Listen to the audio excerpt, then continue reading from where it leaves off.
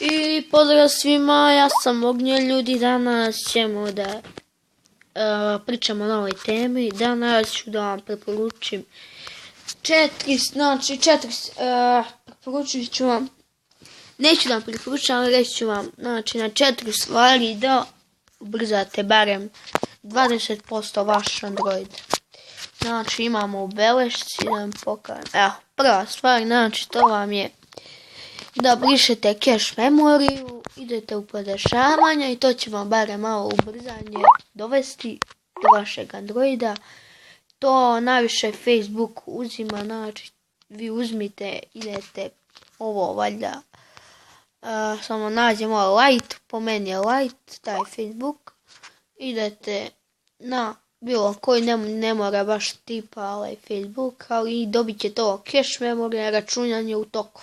Sad vi sačekate i dobit ćete ovo briši cache memory i to brišite i tako dobit ćete malo ubrzanje. To je prva stvar. Ljudi, druga stvar, sad ću vam pokažem. Stop aplikacija, to vam je, idete opet u podešavanja, menadžer aplikacija i idete samo izvršavanje.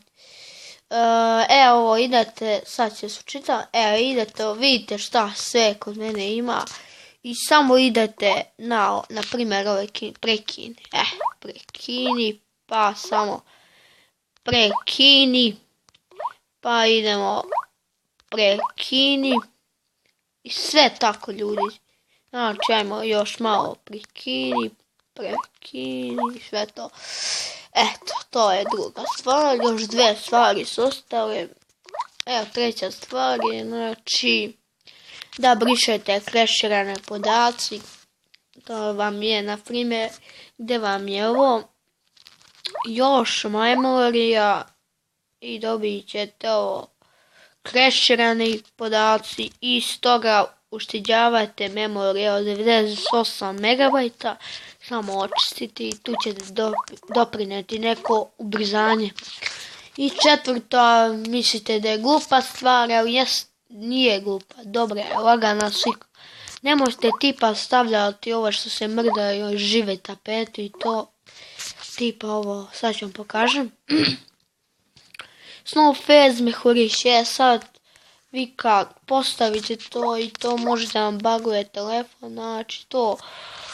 I stoga isto kad stavljate kao ja ovu laganu sliku, ušteđe vam se baterija i sve to. Znači preporučio bi vam ovo, znači lagana je slika. Ako vam sam pomogao, ostavite like, share, subscribe i pozdrav mene i čao.